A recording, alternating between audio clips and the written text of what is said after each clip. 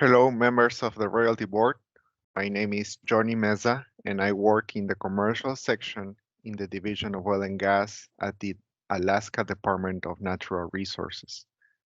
By the way, we will use the acronym DNR to refer to the Department of Natural Resources in this presentation. As you are aware, the commercial section has been taking the lead in commercializing the royalty Alaska North Slope oil owned by the state of Alaska through the in-kind sales process. The purpose of this presentation is to provide you with some background information about the process that DNR follows in offering the state's royalty for sale in kind, which could be useful in your review of the contracts that we plan to present to you for review around the end of February or early March. Later in the presentation, we will provide you with more details about what you can expect in the next couple of months. This presentation was recorded on January 14th of this year and published on the website of the Division of Oil and Gas a few days after that. Given that the next meeting of the Royalty Board will be on Tuesday, January 25th at 1 p.m., we, at the commercial section, think that providing this presentation in advance of that meeting could give enough time to members of the board to review the contents of this presentation and ask questions during the January 25th meeting. This is the agenda for the presentation. We will begin with a definition of royalty in kind. By the way, we use the acronym RIK when referring to royalty in kind. Next, we will jump into a description of the recent contracts between DNR and in-state refineries for the sale of Alaska North Slope royalty oil in kind. The next topic to cover will be about the main variable in our RIK contracts, which is called the RIK differential. We will also review the process that DNR follows for the sale of RIK oil according to the relevant statutes and regulations. Next, we will describe the review by the Royalty Board. Lastly, we will show some tentative dates over the next couple of months for the next steps in this process leading to our goal, which is to get approval on the proposed RIK contracts for the sale of oil to in-state refineries. Moving to the next slide. Here, this slide gives us information about the royalty ownership by the state of Alaska in the North Slope region. This map is available on the website of the Division of Oil and Gas. As you can see, this map shows us the oil and gas units such as Prudhoe Bay and Kuparuk River, and the companies who operate them, such as Hilcorp North Slope and ConocoPhillips. You can also see other oil and gas units such as Greater Moose's Tooth in the National Petroleum Reserve Alaska, which is operated by ConocoPhillips. However, the state of Alaska is not a royalty owner in this area. This is relevant because the Alaska North Slope royalty oil that we speak about in this presentation and that we propose to sell as royalty oil in kind refers to the royalty coming from producing oil and gas units where the state is a resource owner. Another example is the case of the Culver River unit, where you can see that the state is a resource owner, but not the only one. The US federal government and the Arctic Slope Regional Corporation are the other royalty owners in this unit. Therefore, the royalty that we speak about subject to the RIK process refers only to the portion that the state of Alaska owns.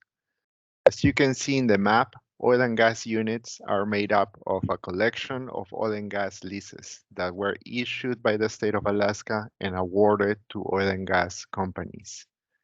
But there are also other groups of oil and gas leases that are not yet formed into units, such as the one located in the central area of this map.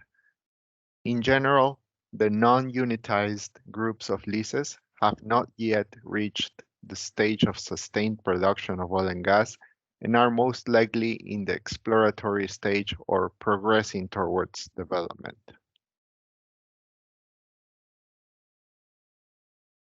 The royalty ownership by the state and its ability to select royalty in kind or in value come from the oil and gas lease contract. This slide shows an example of such a contract, lease number 389770. We can see that this lease has a provision showing a royalty rate of 12.5%. Moreover, paragraph 38 of this lease at the bottom of this slide indicates that the state has the option to select its royalty share of the production of oil and gas in kind.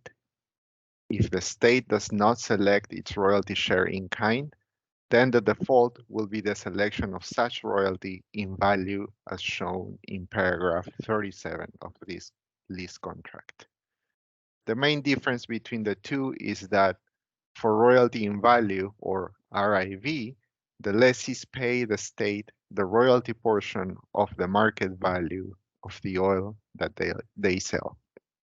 In contrast, for royalty in kind, or RIK, the lessees deliver the physical volume of oil or gas to the state rather than the value. The state then oversees the marketing of and sale of these hydrocarbons.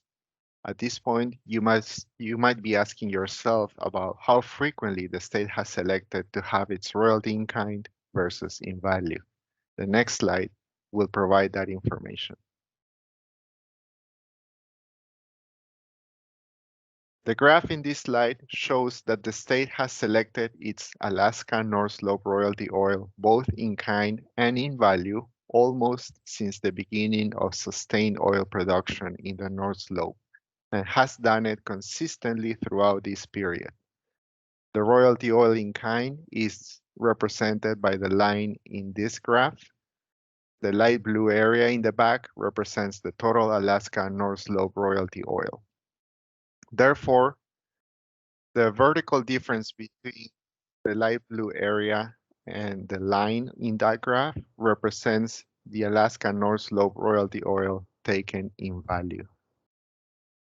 You can observe that the amount of royalty oil that the state selects to take in kind varies more than the royalty available. This is due to the variability of demand by the buyers of royalty oil in kind. For the in-state refineries, the contract with the state of Alaska is one of many other contracts they have with suppliers. Thus, in a certain period, they might decide to buy more from a certain supplier and not so much royalty oil from the state. The state receives its royalty in value from all producing fields, and in theory, it could also select royalty oil in kind from every producing field. However, the royalty value, in other words, the price of the royalty oil in dollar per barrel terms, is not the same across all producing fields. For example, the oil produced in a certain field could generate a lower price than the oil from another field due to marketing factors. Thus, as we will see later in the presentation, the selection of the fields from which the state selects its royalty oil in kind matters. In other words, the state selects its royalty oil in kind from a subset of the producing fields. Most frequently, the state selects its royalty oil in kind from the Prudhoe Bay and Coparoc River units. In this slide, we focus on the history of the contracts for the sale of royalty oil in kind. We saw previously that the state has consistently opted to take a portion of the total royalty oil as royalty in kind. This slide shows the various contracts that the state executed, of which the majority were negotiated agreements. Only 5% of the barrels of ANS oil sold as royalty in kind were done via competitive sale, and you can see that at the bottom of that table. We will see later in this presentation why this distinction is important. Another key element to note here is that most of the buyers of RIK oil from the North Slope where refineries in Alaska, such as the ones located in North Pole, Valdez, and Nikiski. This is another key feature of the RIK contracts, which we will describe later in this presentation. Now we're going to talk about the statutes and regulations governing the process of selling royalty in kind. First, we look at Alaska Statute 3806-055, which talks about the approval of the legislature as a requirement for the DNR commissioner to execute a contract for the sale of royalty in kind. This legislative approval means the enactment of legislation referring to a proposed contract for the sale of royalty in kind. This statute cites some exemptions to the legislative approval. For example, a contract for the sale of royalty oil or gas in kind that is entered into to relieve market conditions, which is a term that is defined also in statute. That can take effect without the approval by the legislature. There is another statute, Alaska Statute 3805-183, subsection A, requiring that the sale of royalty in kind be done by competitive bid, except that the DNR commissioner determines that the best interest of the state does not require competition or that no competition exists. In such a case, the DNR commissioner will need to make a public written finding justifying the decision to conduct the sale of royalty in a non-competitive manner. This is typically done via the publication of a document that we call the best interest findings and determination. You might recall that slide 6 shows a table with a history of RIK contracts and that most of them were done in a non-competitive way. In fact, we said that less than 5% of the barrels of royalty oil sold in kind were done via competitive sales. The Department of Natural Resources also must pay attention to another statutory requirement, which is to prioritize the sale of royalty oil or gas to the domestic market in the state. In other words, while it is possible to sell royalty oil or gas outside of Alaska, to do so requires that the DNR commissioner shows that the internal demand in the state has already been met and that this quantity is a surplus to those needs.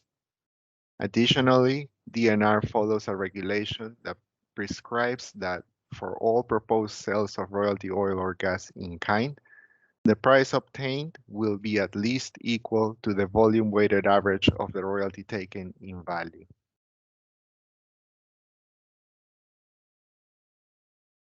In this slide, we show the most recent RIK contracts.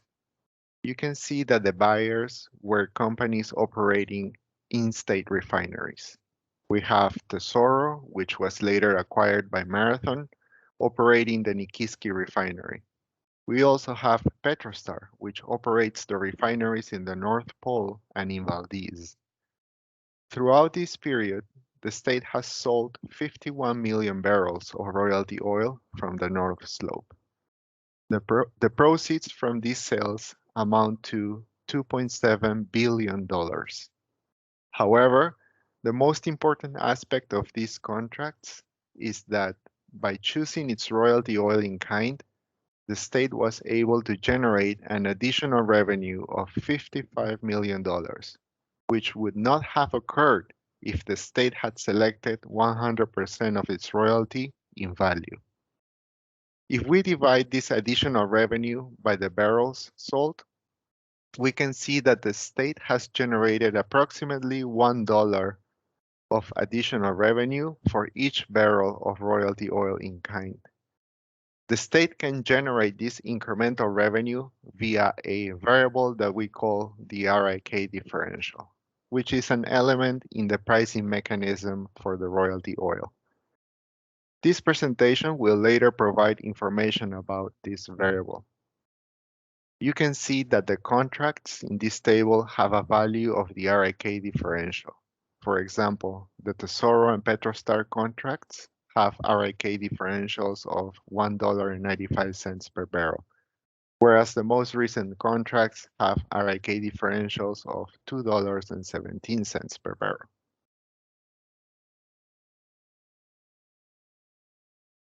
This slide presents the performance of the RIK contracts that the state executed since 2008 in terms of pricing over its alternative, which is royalty in value. On the left side, we have the regulatory language requiring that the price of royalty oil in kind be at least equal to the price of royalty oil in value. The graph on the right side of the slide shows the difference in price between a barrel of royalty oil in kind versus its equivalent in value. The blue circles represent the cases where the price received for a barrel of royalty oil in kind was greater than its equivalent in value. In contrast, the red squares represent the times when the price of RIK was lower than the price of RIV. We can observe that, in general, the performance of these contracts, RIK contracts, met the regulatory requirement about price. This was accomplished largely by the value of the RIK differential referenced in the previous slide. The pricing of a barrel of royalty oil has different elements, many of which are outside the control of DNR. The RIK differential is one element that is within the control of the state in the sense that it is a negotiated value between DNR and the buyers of RIK oil. Now we turn our attention to how a barrel of royalty oil is priced. In general, most of the oil from the North Slope is sold in the US West Coast market, such as refineries in California, Washington, and Hawaii. Because this is a relatively liquid and transparent market for ANS oil, the way that we determine the price of ANS oil at the field is by following a netback methodology. In this way, we begin with the price of ANS oil assessed at the destination market, which is the US West Coast. From that point, we deduct an allowance for the cost of transportation via tankers, since the ANS oil leaves Alaska at the Valdez Marine Terminal. We still need a few more steps to arrive at the price of oil at the field. For that reason, we continue with the additional deductions for the transportation costs in the oil pipelines, such as TAPS and other pipelines upstream of Pump Station 1. Let's assume that we want to calculate the price of oil produced from field 1 in this graph. Besides the transportation costs, we also need to account for adjustments related to the different quality of oil produced from each field. We said before that when the state selects its royalty in value, it receives, according to the royalty rate, a portion of the market value of the oil that the lessees sell. Because most of the ANS oil is sold outside of Alaska and is transported via tankers, then the price of a barrel of royalty oil in value will follow a similar structure as the one on the left side of this slide. In this example, the price of ANS oil at the US West Coast is $80 per barrel. We then deduct the marine transportation allowance, assumed to be $4 per barrel, and other deductions amounting to $6 per barrel, which generate a price for a barrel of RIV oil at the field equal to $70 per barrel. On the other hand, because the state sells its royalty oil in kind to in-state refineries, recall the statutory requirement that we first meet the in-state demand before exporting royalty oil in kind. The procedure to calculate the price of such royalty oil which is the same as calculating a price at the field, does not need to deduct an allowance for the marine transportation cost. This is because the state is selling the royalty oil in kind within the state of Alaska. Therefore, that barrel of royalty oil is not being carried by a tanker to the US West Coast, but rather sold to a refinery in Alaska. As a result, there is no marine transportation cost being incurred. However, because the price of ANS oil at the US West Coast is still a reliable benchmark, we still need to use the netback methodology with one important change. Rather than deducting an allowance for the marine transportation cost, we now use another type of deduction called the RIK differential. This is more a location-based deduction, which does not have to be the same value as the marine transportation cost. In this example, we have that the RIK differential is $2 per barrel, while we keep all other pricing elements identical. Therefore, in this example, we can see that it is the difference between the RIK differential and the marine transportation allowance that creates a higher price for RIK oil at $72 per barrel than for RAV at $70 per barrel. In practice, the pricing of RIK and RAV can have many areas of differences, not just the one between the RIK differential and the marine transportation allowance, such as in this example. It can be the case that the destination value and other deductions can be different for RIK and for RAV.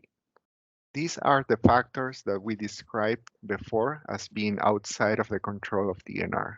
We will see that in the next slide. Here's a graph showing the many areas of differences in the pricing of a barrel of RIK oil versus its equivalent in RAV. The black line shows the difference between the price of RIK oil versus RAV oil. For example, in 2013, the average price of a barrel of royalty oil in kind was $2.02 greater than its equivalent barrel of royalty oil in value.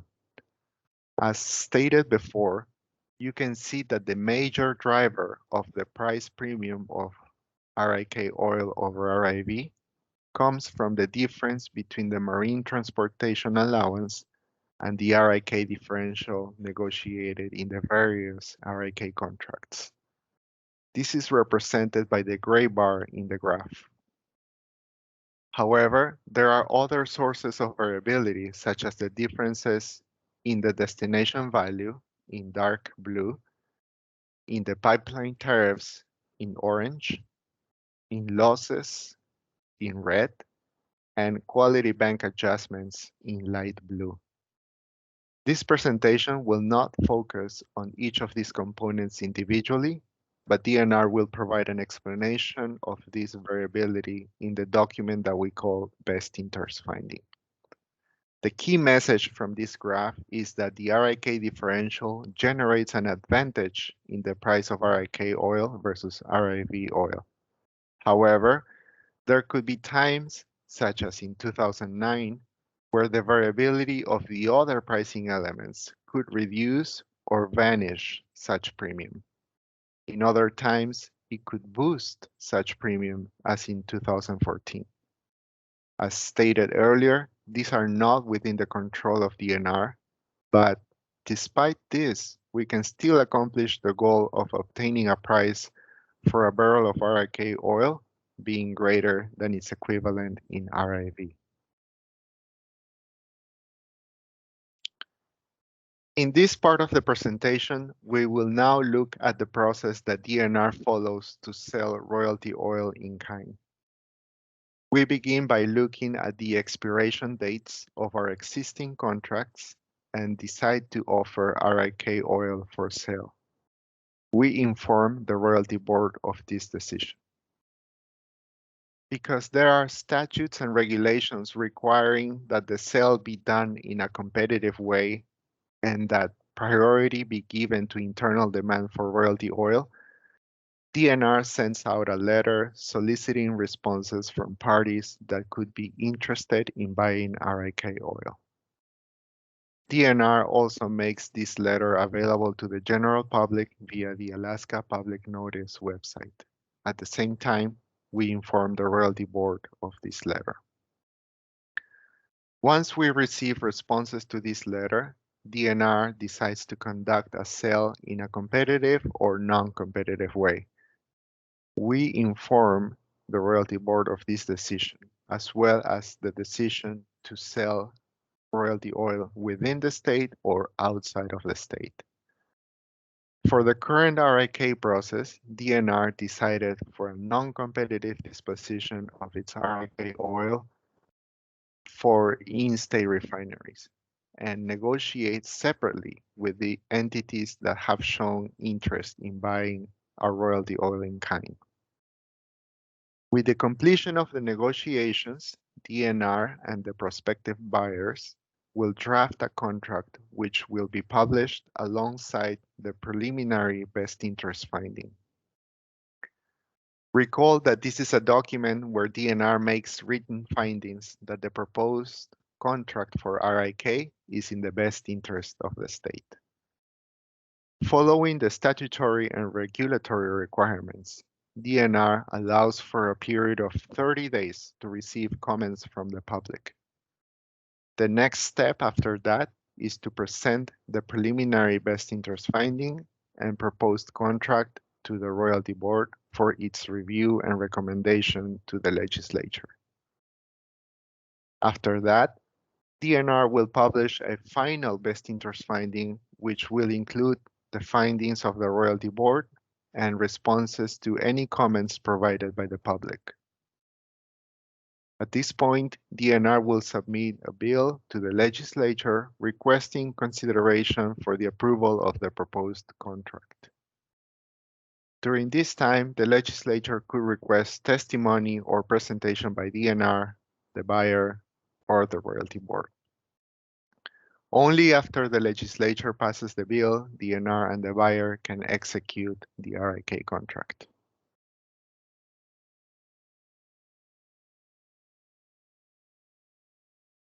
What does the review by the royalty board look like?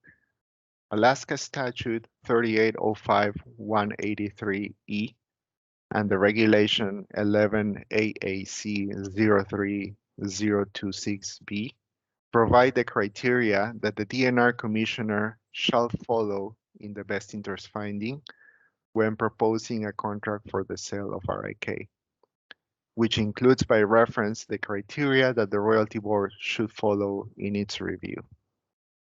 It is important to note that the cash value offered and the revenue needs and fiscal condition of the state is one key element in the evaluation process. This presentation provided you with information about the incremental revenue generated by the sale of RIK oil in excess of what would have been obtained if the state had selected 100% of its royalty in value. There are other elements in this evaluation process, such as the benefits that the proposed RIK sale may have on the refining industry in the state.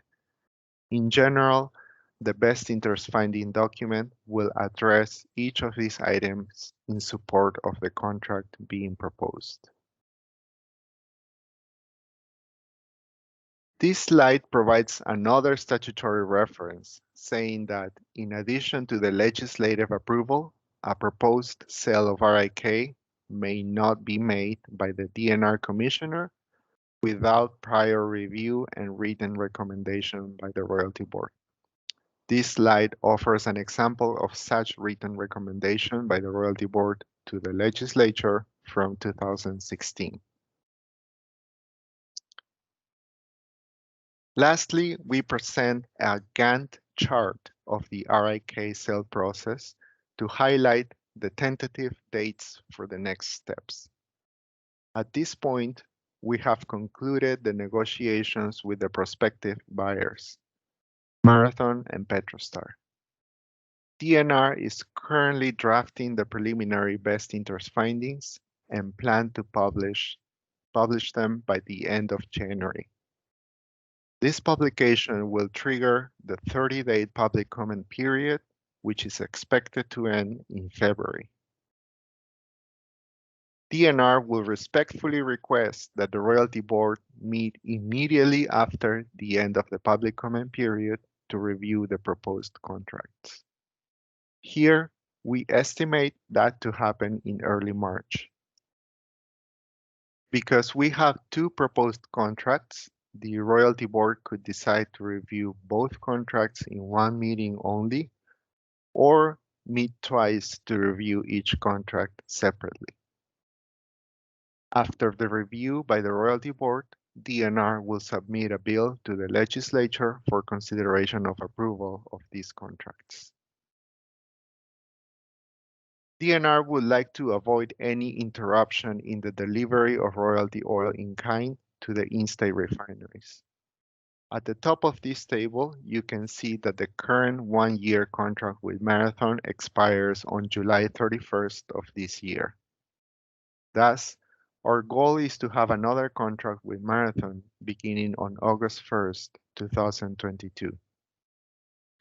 However, under our oil and gas lease contracts with the North Slope producers, DNR needs to provide notice of at least 90 days informing the decision to take royalty oil in kind. This means that DNR and the RIK buyers need to execute the proposed contracts by April 22nd of this year, which means that legislative approval needs to occur before that date.